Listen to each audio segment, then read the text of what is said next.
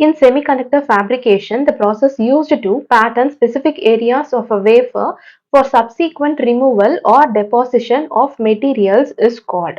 So இங்கே நமக்கு epitaxy, annealing, diffusion, lithography அப்படின்னு கொடுத்துருக்காங்க. ஸோ இந்த ஒவ்வொரு ஆப்ஷன்ஸை வந்து நம்ம ஃபர்ஸ்ட் டிஃபைன் பண்ணி பார்க்கலாம். ஸோ epitaxy அப்படிங்கிறது வந்து it is a process of growing thin crystalline films on substrate. So இது வந்து எதுக்காக யூஸ் பண்ண போறோம் அப்படின்னா to create layers with specific electrical properties. So இதுதான் எபிடாக்சியோட டெஃபினிஷன். அனீலிங்னா என்ன அப்படின்னா இது வந்து it is a heat treatment process. எதுக்காக நம்ம யூஸ் பண்றோம் அப்படின்னா to change the physical and sometimes chemical properties of a material. So இதனால நமக்கு என்ன ஆகும் அப்படின்னா ஹார்ட்னஸ் வந்து ரெடியூஸ் ஆகும் அண்ட் டக்டிலிட்டி வந்து இன்க்ரீஸ் ஆகும். ஸோ இதுதான் வந்து annealing operation. Next diffusion consider பண்ணிக்கலாம். டிஃப்யூஷன்னா என்ன அப்படின்னா movement of atoms from region of high concentration to low concentration. So இந்த இம்பியூரிட்டிஸ் இன்ட்ரோடியூஸ் பண்ணும்போது பார்த்தீங்க அப்படின்னா நமக்கு கண்டக்டிவிட்டி வந்து ஆல்டர் ஆகும். அண்ட் ஃபோர்த் ஆப்ஷனான லித்தோகிராஃபி எடுத்துக்கிட்டோம் அப்படின்னா lithography is used to transfer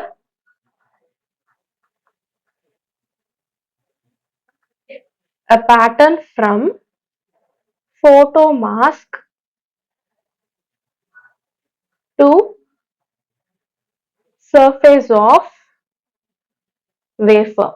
so இதுதான் இந்த 4 டேர்ம்ஸ் உடைய டெஃபினிஷன். நமக்கு என்ன கேட்டிருக்காங்க process used to pattern specific areas of wafer. அதாவது டு டிரான்ஸ்ஃபர் அ பேட்டர்ன் அப்படிங்கும்போது கொடுத்திருக்க 4 ஆப்ஷன்ஸ்ல லித்தோகிராஃபியோட ஆன்சர் கூட தான் மேட்ச் ஆகுது which is use to transfer a pattern from photo mask to surface of wafer. So கொடுத்திருக்க ஆப்ஷன்ல இந்த 4th ஆப்ஷன் லித்தோகிராஃபி தான் நம்மளுடைய correct answer. A portable device requires low power consumption for extended battery life. Which logic family would be the most energy efficient choice for its digital circuitry? So கொஸ்டின்ல பார்த்தீங்கன்னா நமக்கு different logic families கொடுத்துருக்காங்க. Low power consumption நமக்கு தேவைப்படும். So இதுக்கு ஏற்ற மாதிரியான logic family என்ன அப்படிங்கிறது தான் நம்மளுடைய கொஸ்டின். ஃபர்ஸ்ட் வந்து ஆர்டிஎல், அதாவது ரெசிஸ்டர் டிரான்சிஸ்டர் லாஜிக். ஸோ ஆர்டிஎல்ல எடுத்துக்கிட்டோம் அப்படின்னா கண்டிப்பா நமக்கு பவர் வந்து லோவா இருக்கவே இருக்காது. செகண்ட் வந்து எமிட்டர் கப்பிள்டு லாஜிக். ஸோ இசிஎல்ல வந்து பாத்தீங்க அப்படின்னா ஃபாஸ்டஸ்ட் அவைலபிள் லாஜிக் ஃபேமிலியா இருக்கும், ஆனா it consumes more power. Next complementary metal oxide semiconductor எடுத்துக்கலாம். ஸோ இருக்கிற எல்லா ஃபேமிலிஸை கம்பேர் பண்ணும்போது லோவஸ்ட் பவர் கன்சப்ஷன் வந்து நமக்கு சிமாஸ்ல தான் இருக்கும். ஸோ இதுதான் வந்து இதனுடைய மிகப்பெரிய அட்வான்டேஜ். அண்ட் லாஸ்டா இருக்கு டிடிஎல், அதாவது டிரான்சிஸ்டர் லாஜிக் வந்து பாத்தீங்கன்னா ஏர்லியஸ்ட் டெவலப்டா இருக்கும், ஆனா இதுவும் பாத்தீங்க அப்படின்னா பவர் கன்சம்ஷன் வந்து அதிகமா தான் இருக்கும். ஸோ நமக்கு லோ பவரா இருக்கிறது வந்து சிமாஸ் மட்டும்தான். ஸோ கொடுத்திருக்க ஆப்ஷன்ல ஆப்ஷன் 3 சிமாஸ் தான் நம்மளுடைய correct answer. What is the main purpose of intermediate frequency IF stage in a super heterodyne receiver? So IF stage அப்படிங்கிற இந்த intermediate frequency பார்த்தீங்க அப்படின்னா சூப்பர் ஹெட்ரோடைன் ரிசீவர்ல ஒரு ரொம்ப முக்கியமான component. So primary function of இந்த IF stage என்ன அப்படின்னா to convert radio frequency RF into lower or manageable intermediate frequency. So radio ஃப்ரீக்வன்சியா இருக்கிறது லோவரா கன்வெர்ட் பண்ணி கொடுக்கறது தான் வந்து பாத்தீங்கன்னா இந்த இன்டர்மீடியட் ஃப்ரீக்வன்சி ஸ்டேஜ். அதாவது நம்ம யூஸ் பண்ணக்கூடிய ஐஎஃப் காம்பனன்ட்டுடைய ரோலே. இந்த ப்ராசஸ் வந்து எதுக்கு ரொம்ப முக்கியம் அப்படின்னா it allows for easier and more selective filtering. So இதால தான் நமக்கு சிஸ்டமுடைய பெர்ஃபார்மன்ஸ் வந்து இம்ப்ரூவ்டா நமக்கு வந்து கிடைக்கும். ஸோ சூப்பர் ஹெட்ரோடைன் ரிசீவர்ல ரிசீவ்டு ஆர்எஃப் சிக்னல் வந்து ஒரு லோக்கல் ஆசிலேட்டர், அதாவது ஆர்எஃப் சிக்னல் இருக்கும்.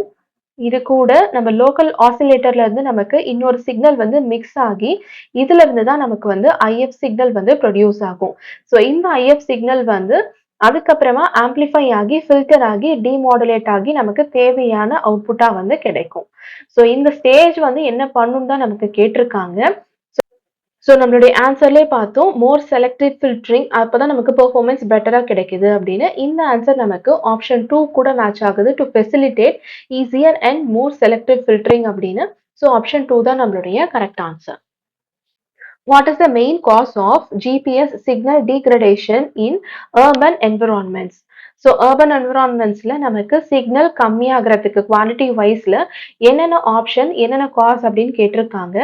ஸோ அதுக்கான ஆப்ஷன்ஸ்ல நமக்கு என்ன இருக்கு? Satellite geometry, tropospheric effects, ionospheric effects and multipath propagation. So இந்த ஒவ்வொரு ஆப்ஷன்ஸை ஃபர்ஸ்ட் நம்ம அனலைஸ் பண்ணலாம்.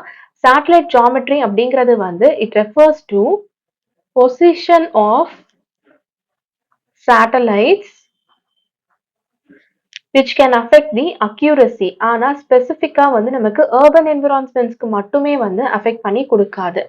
செகண்ட் வந்து ட்ரோபோஸ்பெரிக் எஃபெக்ட்ஸ் எடுத்துக்கிட்டோம் அப்படின்னா it can delay the GPS signals. ஆனா இதுவுமே பாத்தீங்க அப்படின்னா it is less significant than the multipath propagation. So இதை விட இதுல இருக்கிற எஃபெக்ட் வந்து கம்மியா தான் இருக்கும். அயனோஸ்பெரிக் எஃபெக்ட் எடுத்துக்கிட்டோம் அப்படின்னா இதுவுமே வந்து நமக்கு ஜிபிஎஸ் சிக்னலை அஃபெக்ட் பண்ணி கொடுக்கும். ஆனா இது வந்து மல்டிபாத்தை விட கம்பேர் பண்ணும்போது பாத்தீங்க அப்படின்னா ஸ்மாலர் எஃபெக்டா நமக்கு கிடைக்கும். ஸோ ஃபைனலா இருக்கிற இந்த மல்டிபாத் ப்ரொபகேஷன் தான் வந்து ரொம்ப ரொம்ப இம்பார்ட்டன்ட். இது என்ன பண்ணும் அப்படின்னா ஜிபிஎஸ் சிக்னல்ஸ் வந்து it reflects off the buildings and other surfaces. இதனால நமக்கு என்ன ஆகும் அப்படின்னா டிலேஸ் வந்து அக்கர் ஆகும் அண்ட் இன்அக்யூரசிஸ் இன் பொசிஷன்ஸ் வந்து நமக்கு அக்கர் ஆகும். ஸோ இதுதான் இதனுடைய முக்கியமான ஃபேக்டரே. ஸோ சிக்னல் டிகிரேட் ஆகிறதுக்கான முக்கியமான ரீசன் வந்து இந்த மல்டிபாத் ப்ரொபகேஷன் தான். ஸோ இந்த ஆப்ஷன் 4 தான் நம்மளுடைய correct answer. In Hamming code, if one of the received bits is incorrect, which is true? So இந்த Hamming code அப்படிங்கிறது வந்து it is an error detecting and error correcting code used to detect and correct errors. So binary data வந்து transmit ஆகும்போதோ இல்லை store ஆகும்போதோ பார்த்தீங்க அப்படின்னா அதில் errors occur ஆகும்போது அதை டிடெக்ட் பண்ணி கரெக்ட் பண்ணுறதுக்கு யூஸ் பண்ணுறக்கூடிய கோட் தான் வந்து இந்த ஹேமிங் கோட். ஸோ இதில் வந்து it can detect up to 2 bit errors and correct the single bit errors. So இந்த ஹேமிங் கோடில் வந்து ஒவ்வொரு பிட்டுமே வந்து டிரான்ஸ்மிட்டட் டேட்டா கூட அக்கம்பனி ஆகும்போது அதாவது இப்போ ஒரு டேட்டா இருக்கு அப்படின்னா இது கூட நம்ம ஒரு பேரிட்டி பிட்டை வந்து அடிஷ்னலா ஆட் பண்ணுவோம்.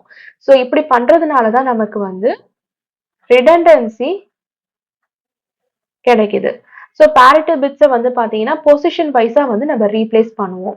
ஸோ டேட்டா வந்து நமக்கு ரிசீவிங் எண்டுக்கு வரும்போது பார்த்தீங்க அப்படின்னா இந்த பேரிட்டி பிட்ஸை வந்து செக் பண்ணி இது வந்து ஒரு சிண்ட்ரோம் வெக்டரை வந்து நமக்கு ஃபார்ம் பண்ணி கொடுக்குதா அப்படின்னு நம்ம செக் பண்ணுவோம். ஸோ இந்த சிண்ட்ரோம் வெக்டரை செக் பண்ணி தான் இதுல வந்து எரர் இருக்கா இல்லையா அண்ட் இந்த எரருடைய பொசிஷன் என்ன அப்படிங்கிறது வந்து நமக்கு தெரிய வரும். ஸோ நமக்கு கொடுத்துருக்க ஆப்ஷன்ஸ்ல பார்த்தீங்க அப்படின்னா syndrome vector will point to position of error அப்படிங்கிறது நம்மளுடைய இந்த ஆன்சர் கூட மேட்ச் ஆகுது. ஸோ ஆப்ஷன் 3 தான் நம்மளுடைய கரெக்ட் ஆன்சர்.